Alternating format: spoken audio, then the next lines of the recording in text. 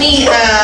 So much to talk about. A lot of murder and masturbation talk. Right up my wheelhouse, guys.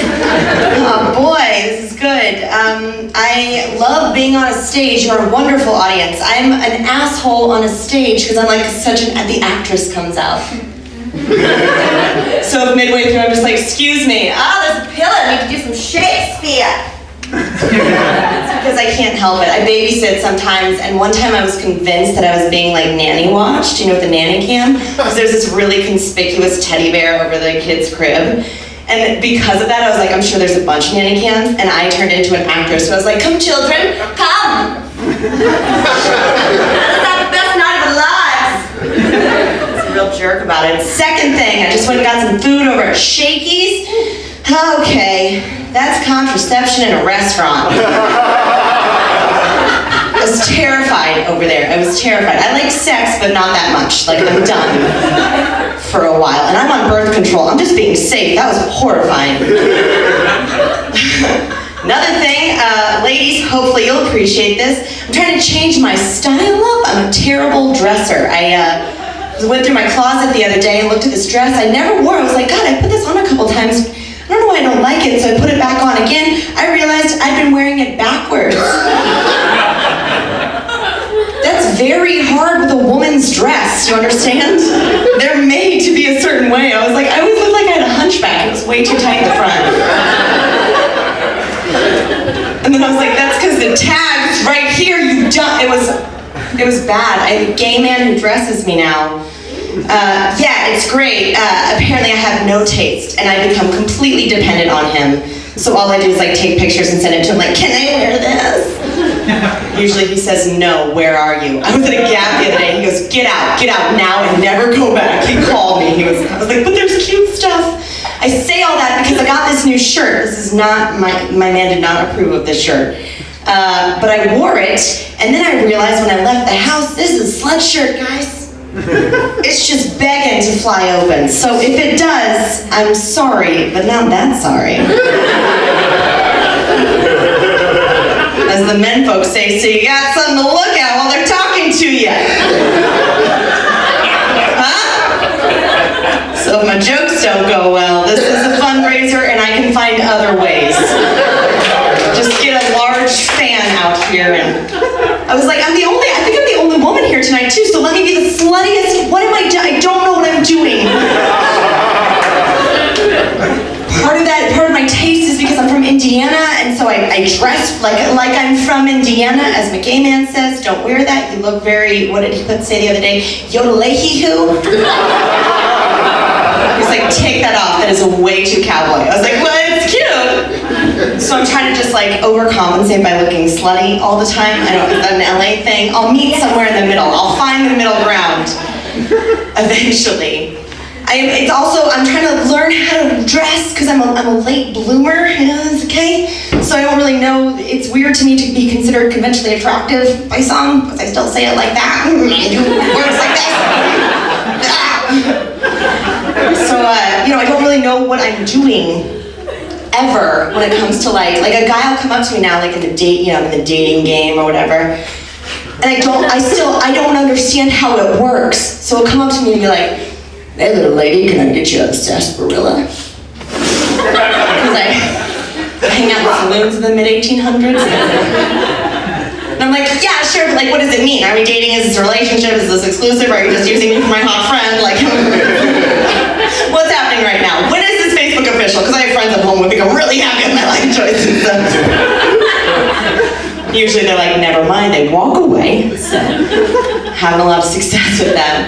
I just go to the corner and cry because that's where I feel most comfortable. I call my comfort zone my southern comfort zone because that's the sponsor.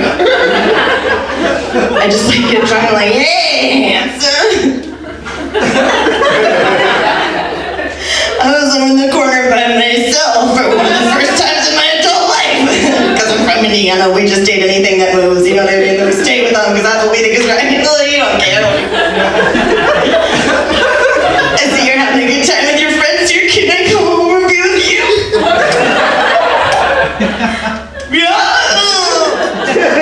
It's not the normal response. Normally they're like, never mind, they walk away. So I'm just like, are you gonna buy a lady a sarsaparilla? tonight I really do wish I had worn a corset. Okay. I am in the dating game. I'm a dating game. Is it a game? It's a terrible one. Or I'm just bad at it. I have a very specific type of man that I'm attracted to. And I don't want to be this, but I'm just so consistent. It's like they're usually tall, around 6 foot, muscly, and they're always an asshole. Always. And I think part of that's because I'm very friendly and I have a lot of love to give, so I'm like, well, someone has got to take one for the team. So let me just be the one to give and give until I'm dead inside.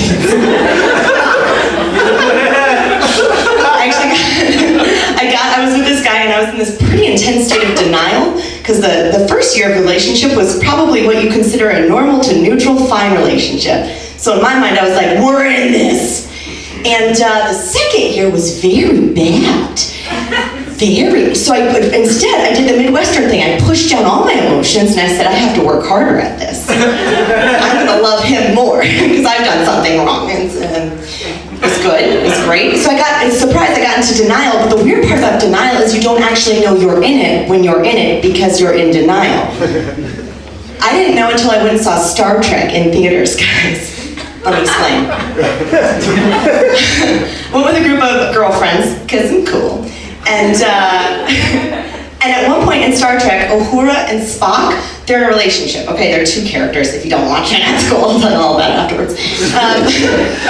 So they're 2 characters and they're in a relationship. And Spock is like this very cold, kind of calculating guy. Okay, so at one point, they're flying and Uhura and Spock get in a little tiff, right? They just get in a fight. I, in my deep state of denial, start freaking out in the theater. I start crying and I was like, oh,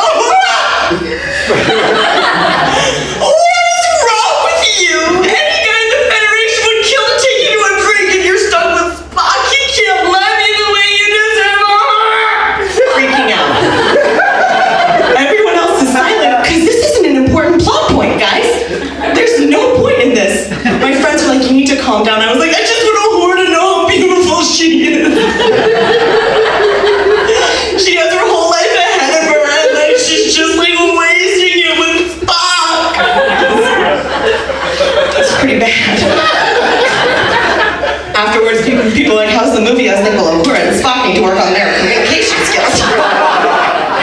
Which is ironic, because she's a communications officer, but we never see these things in ourselves, do we? That kind of triggered something in me where I was like, maybe something's not right in my life. So I started looking over my old journal entries. I had I'm fine and everything's great written real big, and for like the past 3 months it was just like huge. It was written on the walls in blood. All of a sudden I was like, maybe this isn't right.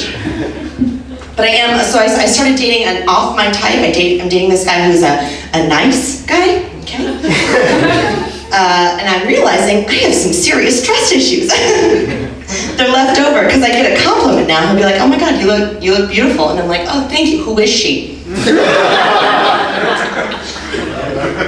Because I'll stay with you, but I gotta know who she is.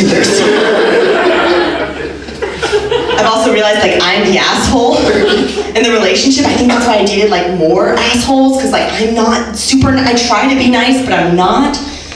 So my guy will say something nice to me and I'll be like, hey, you wanna go out for, grab a coffee and chat? Well, we do cool stuff. I'm like, yeah, okay, we can do that, except you're dumb. He's like, what? Why would you say that? I'm like, I don't know. Are you mad at me? I hurt inside. Why are you taking it out on me? I want you to hurt. Funny story about any cry face joke I ever had. I once had this cry face joke just like that, and this guy came up to me afterwards and said, and I quote, I like the face you make when you cry. So I followed him to his car.